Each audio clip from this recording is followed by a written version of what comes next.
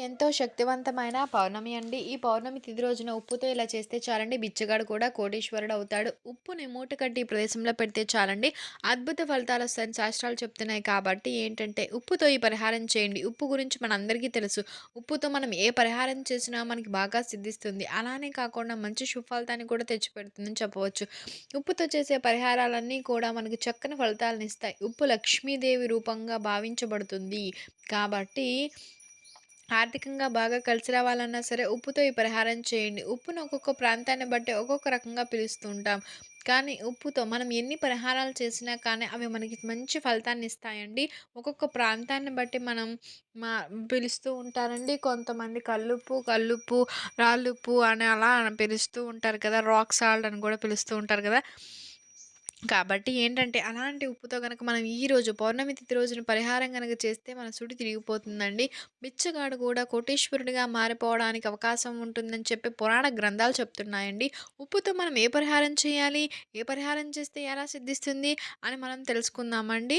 ఈ ఈ వీడియోలో మొత్తం క్లియర్‌గా వింటేనే మీకు మొత్తం అర్థమవుతుందండి. ఏంటంటే, మనం కల్లుప్పు మన ఇంట్లో రెగ్యులర్‌గా ఉంటూనే ఉంటుంది. పౌర్ణమి తిథి రోజున ఈ చిన్న పరిహారం చేయండి ఉప్పుతో.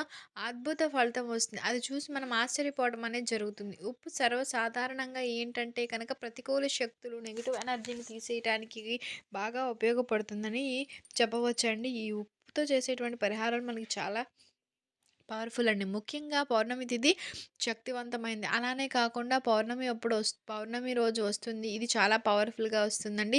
ఎందుకంటే ఈరోజు గురు పుష్య యోగం ఉందండి. కాబట్టి ఈరోజు మర్చిపోకుండా ఉప్పు పరిహారం ఆచరించాలండి అని చెప్పి పండితులు చెప్తున్నారు. ఉప్పును మూట కట్టి ఈ ప్రదేశంలో పెట్టుకోవటం వల్ల కూడా మనకు మంచి జరగడానికి అవకాశం ఉంటుంది. ఉప్పుతో మనం ఏది చేసినా కూడా బాగా కలిసొస్తుందండి. ఇందులో మనం 2 పరిహారాలు చెప్పుకుందాం. ఈ 2 పరిహారాలు కూడా మనకి బాగా పనికొస్తుంది. ఇంటి పరంగా బాగుంటుంది. అద్భుతమైన రిజల్ట్ ఒస్తాయని చెప్పవచ్చండి.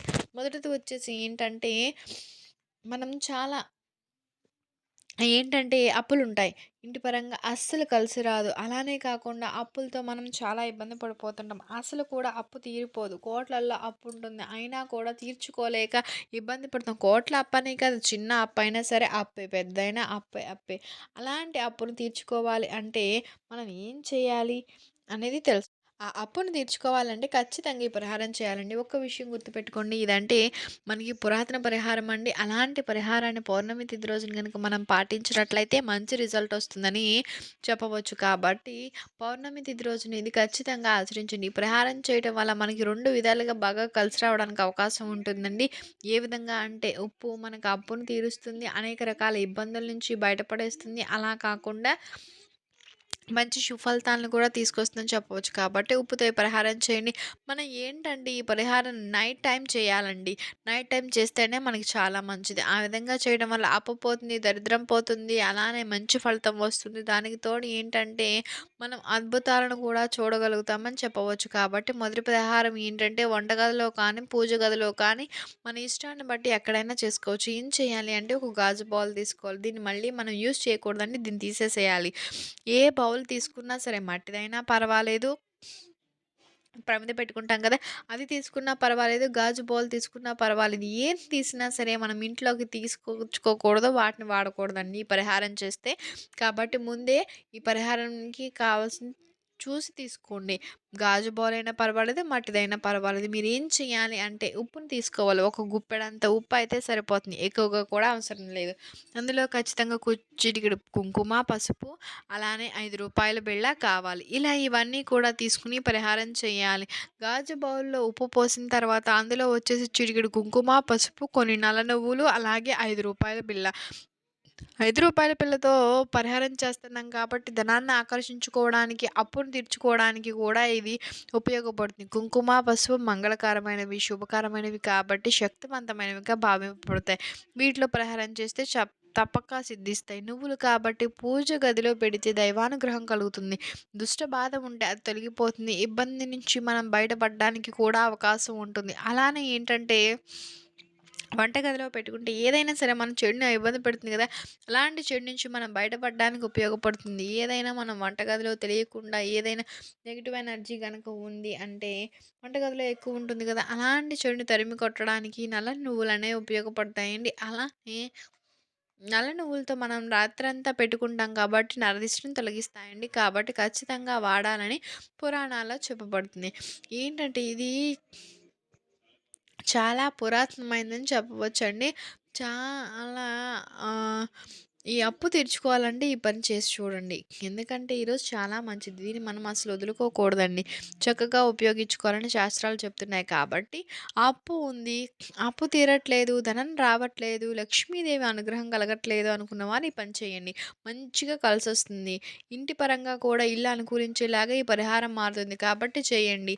మీ కళ్ళతోనే మీరు చూసి ఆశ్చర్యపోతారండి. ఇవన్నీ కూడా గాజు బౌల్‌లో కానీ, మట్టి బౌల్‌లో కానీ వేసుకున్న తర్వాత లేదా పూజ గదిలో కానీ, వంటగదిలో కానీ పెట్టుకోండి. ఎక్కడ పెట్టినా ఇబ్బందుండదు. వంటగదిలోనే మాక్సిమం పెట్టుకోవడానికి ట్రై చేయండి. బట్ మీ ఇష్టాన్ని బట్టి మీ వంటగదిలో పెట్టుకునే వీలు లేకపోతే పూజ గదిలో అయినా పెట్టుకోండి. ఒకవేళ వంటగదిలో పెట్టుకునేలాగైతే గ్యాస్ స్టవ్ పక్కన పెట్టుకోండి. అలా నైట్ అంతా ఉంచేసేయండి. మరుసటి రోజు ఉదయం నెక్స్ట్ డే లెగుస్తారు కదా! లేచిన వెంటనే ఈ గాజు బౌల్‌ని తీసేసి ఎక్కడైనా సరే దూరంగా చెట్టు మొదట్లో గోతిని తీసి అందులో పెట్టేసేసి వచ్చేసేయండి. వెనక్కి తిరిగి చూడొద్దు. అందులోంచి మీరు ఏమి తీసుకోవద్దు. ఏది తీసుకున్నా సరే అది మనకి ఇంటికి వచ్చి మనల్ని ఇబ్బంది పెడుతుంది. అప్పు తీరదు.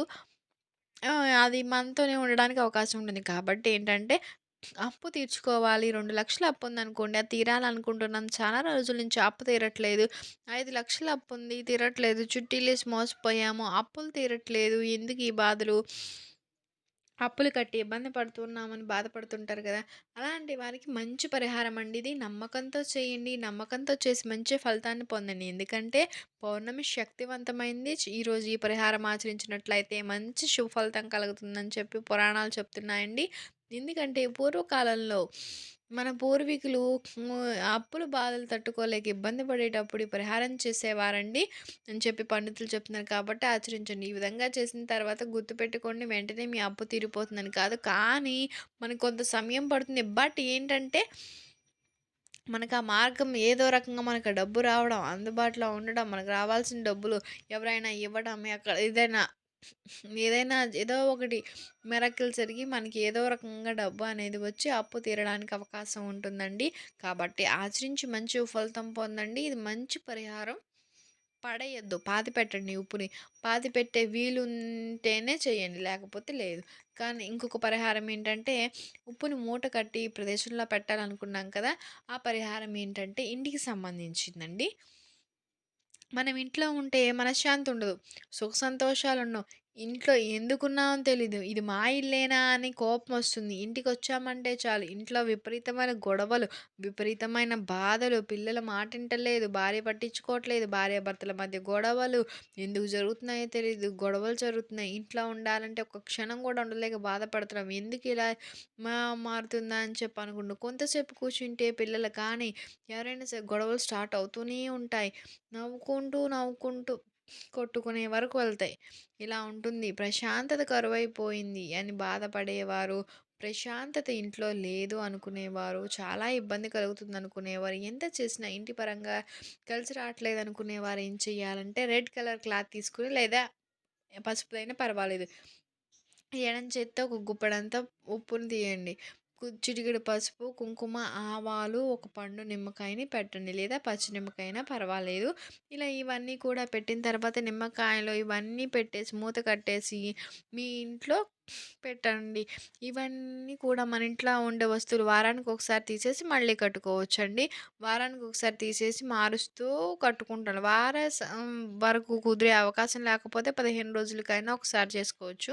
మంచి ఫలితం వస్తుంది. కానీ ఇంట్లో కట్టుకోండి. ఇంట్లో కట్టుకోవడం వల్ల మనశ్శాంతి, ప్రశాంతత అలానే కాకుండా ఇంట్లో మనకి రిలీఫ్‌గా ఉన్నట్టు ఉంటుంది. మనకు అనుకూలించడానికి ఇంటి వాతావరణం బాగుండడానికి ఉపయోగపడే పరిహారం అండి. ఇన్ని పరిహారాలు చెప్తాం కదా! మరి మనం ఏది చేస్తే కలిసొస్తుంది అంటే అందరికీ అన్నీ సిద్ధించవు.